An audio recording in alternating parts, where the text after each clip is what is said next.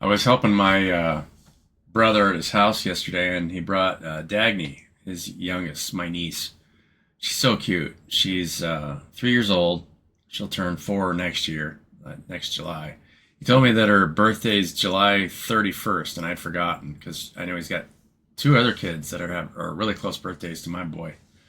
But she's just a cutie pie and super smart, and she's absorbing everything. And all she really wants is for somebody to play with her.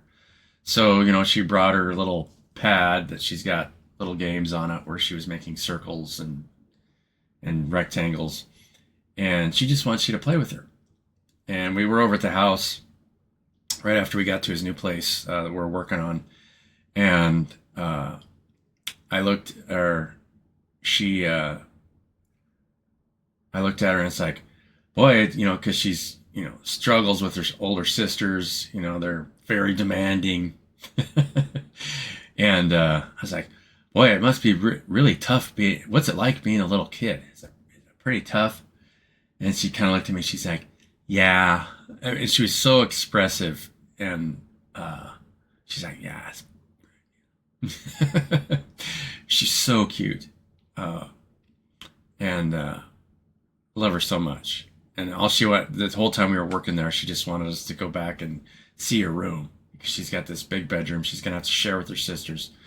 But just kids are so precious.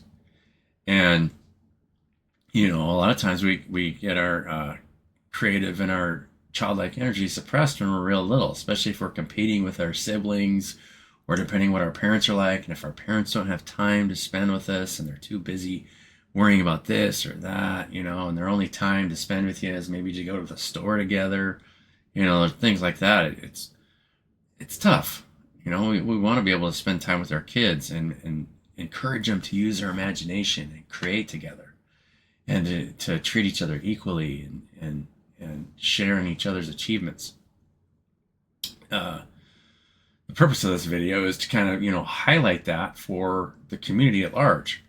When self-interest undermines unity, then things grow pretty toxic. With kids, it starts with kids, and then when we grow as adults, we don't learn how to work and create together as adults, then the systems we create grow toxic. I've been teaching about this for a long time, and I try to see things from every perspective. You meet people, and when it comes to healing the self, if the people that you're working with are insecure in ways that you're not, and you're insecure in ways that they're not, then a lot of times there's an imbalance. There's in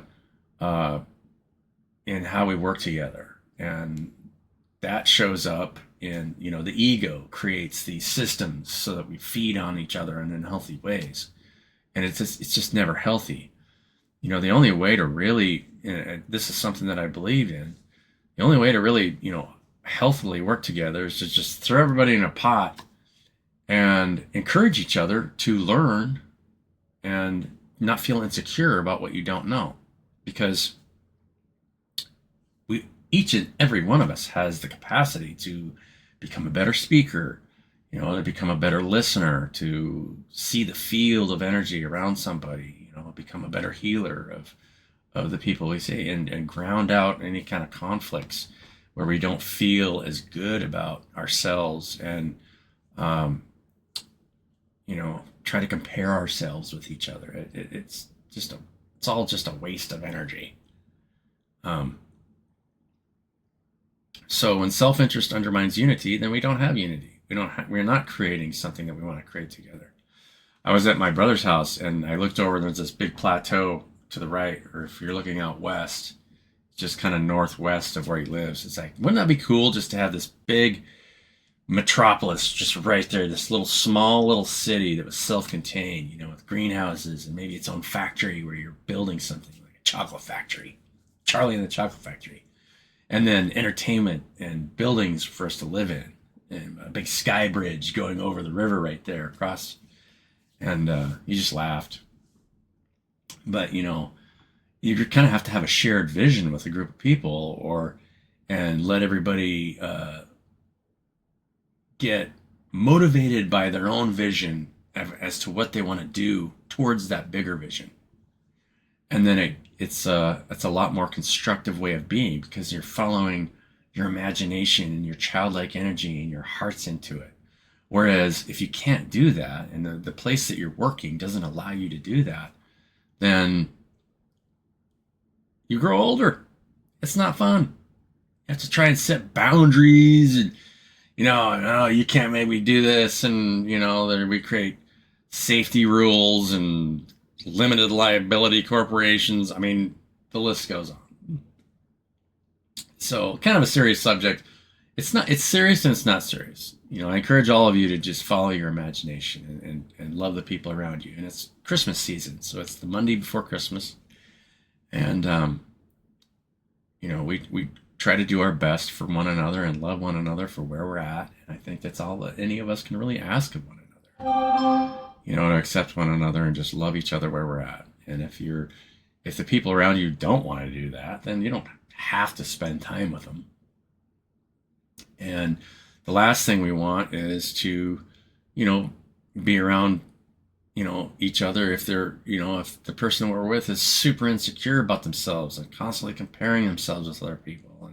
And, that in and of itself becomes something that's negative that we have to constantly ground out to try and bring forth that childlike energy in one another. And, the more that we learn about ourselves, the more that we're able to heal our environment, heal ourselves, and present ourselves in more powerful ways. So, small message. Just want to make this morning before I go back over to the house and pull wire through walls and get ready for Christmas. So I hope you guys are all getting ready for Christmas, and love all of you, no matter where you're at or what you're doing. I'm sure I would love to spend some time with you, and we could probably do something stupid together. I'm the captain of that one. So, love you guys. Have a great day.